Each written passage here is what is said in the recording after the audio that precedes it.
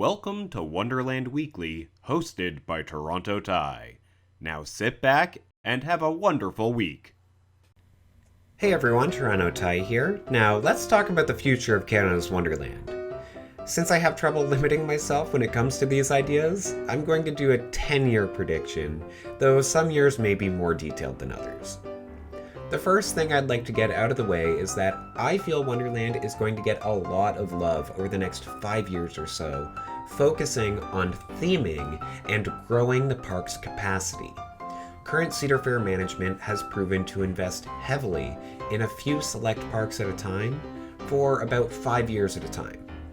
This is evident with Carowinds getting Fury 325, Plants vs. Zombies, a practically doubled water park, a full re-theme and refresh of their kids' park, the new County Fair section with 4 rides in 1 season, and finally Blue Ridge Junction, including Copperhead Strike and a return of their flying scooters. For further proof, look at the proposed plans for California's Great America. If I'm right and Cedar Fair is beginning a similar expansion plan for Wonderland, the future will be very bright. 2020. We all know this will be a smaller year, and we haven't seen them doing construction on anything yet, so it's going to be a quick install if anything. I think this season will bring Camp Snoopy to the former Bedrock/Nickelodeon Central area, as well as a large chunk of the Dinosaurs Alive land. This expansion would include 4 or 5 new rides placed in Dinosaurs Alive, and taking over the aging Peanuts Putt-Putt, even though that's going to still be part of Planet Snoopy. This can also include a refresh of the main Planet Snoopy area, including adding some topiaries on the path approaching the Rainbow Bridge. I'm also predicting this plot of land I keep bringing up would be the perfect location for a family flat ride. Namely, a return of the Great Whale of China. Obviously, it would need a new name to tie in with Frontier Canada, and it wouldn't be the exact same ride since ours was relocated to Carowinds, where it now operates as Peanuts Pirates, but it would be a great all-audiences ride for somewhat of a transitional area between the kids' park and the big park. Another possibility for this land would be a Bayern Curve, which I believe Cedar Fair still has in storage at King's Dominion. We're not done yet though. The Grand World Exposition of 1890 made its return this season, but basically in name only. I think we'll see a great deal of retheming, especially with Backlot Cafe. I'd like to suggest the Around the World in 80 Bites Cafe as the new name, or simply the 80 Bites Cafe for short. Time Warp, the Antique Carousel, and Swing of the Century are all fine as is theme-wise, but Flight Deck will likely get a new name, such as Zeppelin, even though the first Zeppelin didn't start construction until 1899, or some kind of flying machine name. I can also see Extreme Skyflyer getting some kind of Eiffel Swing name, due to the resemblance of the steel structure to that of the Eiffel Tower. A repaint would also be appreciated. I'd love to get additional theming elements thrown in, such as a new name for Chicken Shack, or something to fill in the Bistro 81 patio, formerly the Paramount Story, but those are lower on my list, and a little unlikely to happen in my opinion. Before we move on, I should mention I think 2020 will be the final year for one of our coasters, namely the park's Wild Mouse, The Fly. I know it's not what most of you are hoping to see go, but it's also probably not a coaster any of you will miss too much, and it's sitting on prime real estate for 2021. 2021. This is the year I'm most excited for in my entire prediction. Okay, 2021 is the park's 40th anniversary and falls right in the middle of this 5-year mega expansion I'm predicting. Plus, I've heard something that makes me believe 2021 is going to require a lot of preparation, but more on that in a bit. The first thing to mention is the new dining location on the site of the Fly, similar to Harmony Hall at Carowinds. I know replacing a coaster with a dining location doesn't seem that great, but here you can see my predicted quick sketch layout, which does take a considerable amount of space.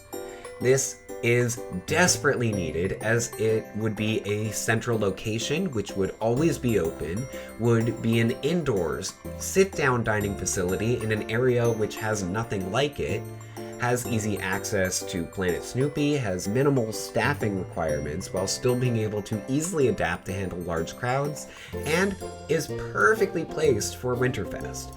I can't say enough about how fantastic this would be, and I honestly can't do it justice unless you've already experienced Harmony Hall. Plus, there's the added bonus of it coinciding with my prediction for our Swiss Alps themed section, International Festival, getting a new name and a huge refurb. Since everything from the German-named Kraschenwagen to the watch-like Clockworks isn't really international so much as it is Swiss, what better name for our new dining location than the Chalet? I would say the Swiss Chalet, but I could see some confusion and legality regarding the Canadian chain of restaurants getting in the way of that, so simply the Chalet would be perfect. The name of the area could be changed to Alpenfest, which is already being used in the park and better describes the theme of this area. Dedicated viewers will remember I mentioned Wonderland has done something special with Wonder Mountain for each of its major anniversaries, and I don't think the 40th will be an exception. With the Chalet containing so many menu options, we no longer need some of these smaller buildings cluttering Alpenfest. By removing them, the park would allow guests to get closer to Wonder Mountain and potentially give enough room for an entrance to maybe more haunt mazes or another ride inside the mountain. If not a new ride for this year, then I could see Wonderland reopening the Journey Behind the Falls pathway as a type of one-way walkthrough attraction, requiring just an attendant on each side and some minor improvements to keep the floor from getting too slippery. In addition, since Wonder Mountain's Guardian is part of both Wonder Mountain and Alpenfest, I definitely think it'll get a huge refurb, or at least a new game to celebrate. As to what that new game could be, I honestly have no idea. But now for the big edition of 2021, and the perfect way to celebrate the park's 40th anniversary. A train in Frontier Canada. Alright, settle down. Let me get into the details. This is my predicted layout, which I think could just fit now that the park has started making a new berm here behind Ghoster Coaster. One station will be right by the Yukon Striker Loop pathway, and the other will be taking up part of the Dinosaurs Alive land. A Boneville-style setup could also be done along a bunch of different areas here. I truly believe this will happen, as a train was depicted in the original Frontier Canada concept art, and it celebrates Canada's history of being united by the Canadian National Railway. A temporary name I chose is the Little Dipper Express, mainly because of the shape of the track layout, but also because the North Star, which indicates the location of the North Pole, is part of the Little Dipper, and Canada is home to the North Pole. 2022. As this is the 30th anniversary of Splashworks, I could see them doing a major expansion by using the land just east of Whitewater Bay and removing or relocating Black Hole and using some of the forest behind it, taking Splashworks from 20 acres to 30 acres. Here's hoping we could have two wave pools, one that's more intense and another that's a little tamer. A second lazy river would also do wonders.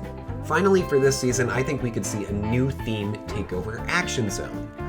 The best I can come up with at the moment would be Launchpad, since most things have to do with going into the air and Backlot is a launched coaster. I'm really not sure on this one. We may also get a smaller flat ride to take over Orbiter's land, but it's hard to predict what that could be since the theme is so unknown. I would personally love to see a Troika if Wonderland could find one. So by this point we've refreshed almost every section of the park, bringing in some great theming. But there hasn't been a new thrill ride or coaster in 3 years, and I'm sure some of you are already yelling at me about that in the comments. Well, that's going to change, but first we need to make some room. That's why I'm predicting Flight Deck will be leaving us at the end of 2022 to make way for a very large construction project. 2023. While the land is cleared for the next year's edition, I see some of this land used as the base for a new Ferris wheel. The Ferris wheel made its debut at the 1893 World Expo, so it's a shame this classic ride hasn't been part of this section from the start. Having said that, we're now free to get a very large one with enclosed, climate-controlled gondolas, meaning the Ferris wheel can give a comfortable ride throughout the summer, spring, fall, and during Winterfest. The lighting package on such a ride can be stunning and would be a fitting addition to Winterfest and any other nighttime shows. I predict this Ferris wheel will be themed to Morocco and be placed directly behind the current V Arcade / All the Rage building, creating a great visual as you enter the Grand World Exposition of 1890. The Moroccan building can even serve as a climate-controlled indoor queue, again to make it a viable year-round attraction. In addition, for this season, I could see the park finishing up their tour of renovations with Kidsville, bringing it to a more consistent fit with the rest of the park, perhaps renaming it to Maple Park while keeping the playground as Maple Park Treehouse.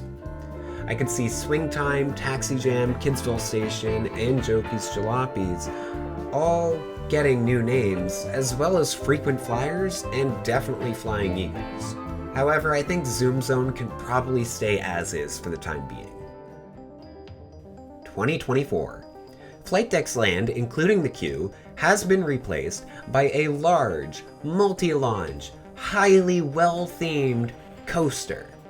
But that's not all. The main corridor of this section has been transformed into something resembling Kings Island's Coney Mall or Kings Dominion's Candy Apple Grove, with the Ferris wheel standing as the icon of this new pathway. Bonus, this could tie into the Kingswood entrance from the parking lot becoming an official second entrance to the park to help with crowd flow, create a second iconic entrance, and make the hotel shuttle a little quicker. Okay, so we've finished up our approximate 5 years of major expansion, but this process has opened things up more than closed them off. So let's go ahead and take a quick look at what the following 5 years could bring, assuming all this actually happens. Before moving on, Time Warp has to go, because that's the worst possible ride to have at our new entrance. So I see it being removed at the end of 2024. 2025. Clearly, there's still plenty of room on Flight Deck's land left over, so we're going to fill it in with the one thrill ride I want at Wonderland more than absolutely any other, an S&S Screamin' Swing. As if that weren't enough, we're going to use some of Time Warp's land for a very theme-appropriate ride, a Zamperla Sombrero. That's all for this season. 2026.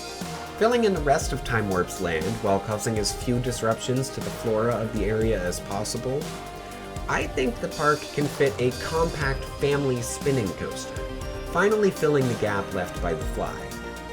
While we're taking a break from flat rides, I think we could see Whirlwinds and Splashworks being replaced by a more modern slide structure for this season as well. 2027. This season, I could see us getting a moderate thrill ride or two, possibly an action zone, taking over Orbiter's Land if it hasn't been done already, or the space between Skyhawk and Slingshot. Again, it's hard to say what kind of ride I'd like to see here, since I'm really not sure what kind of theme this area could get. 2028. Splashworks could use some love at this point, seeing as it's been 6 years since I pinned that major expansion plan. Of course, I'm not sure how much can be done since the extent of my proposed 2022 expansion is a little rough, but a water coaster would be great if we don't have one by then. Kidsville could use more attractions by this point as well, or Planet Snoopy possibly replacing some of our aging rides. 2029. I'm putting this here only because I'm running out of years of attractions, but I really want a GCI wooden coaster running through our Whitewater Canyon forest. The other things I mentioned are there to expand the park, helping it handle the crowds of what I'm sure will soon be consistently a 4 million plus guest per season park.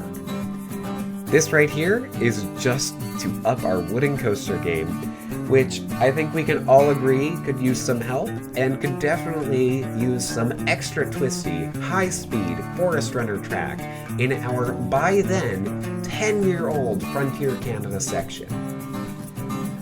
That about does it for now, but I have so many more ideas for what the park can do.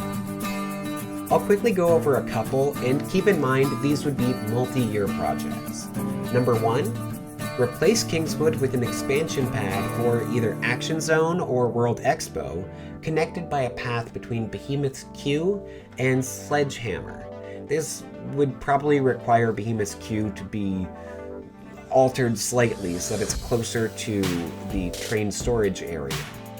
Kingswood would be the perfect location for the station for a coaster that could go out over Behemoth's Lake, possibly a B&M Flyer.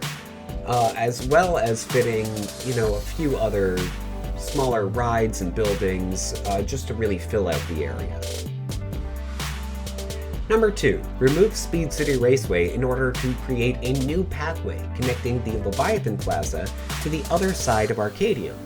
By simply moving the washrooms over, you create a new subsection within the incredibly landlocked Medieval Fair, which this new project could have bigger, more modern theming for arguably the park's most well-themed area.